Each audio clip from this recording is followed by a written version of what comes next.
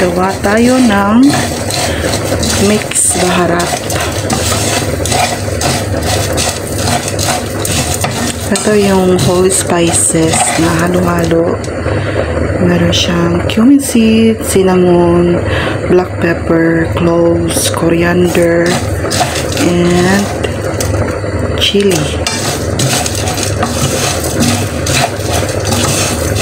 At may konting hell. Siguro ang yung hell ko na nilagay ko mga nasa ano lang 10. May nakita kayo dyan. Ayan.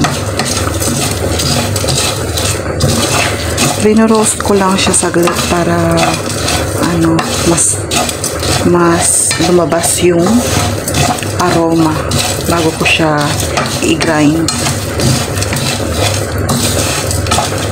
Naubusan kasi ako ng mga spices, mga powder na spices. So, yan ang gagawin natin since lagi naman tayong gumagamit ng mga ito.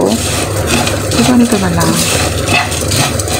Hindi ko na kailangang utusan si among lalaki kasi wala pa yung amo naming babae nasa bakasyon. So yan, blender lang natin mamaya pagkatapos itong ma-roast. Gagamit tayo ng food processor.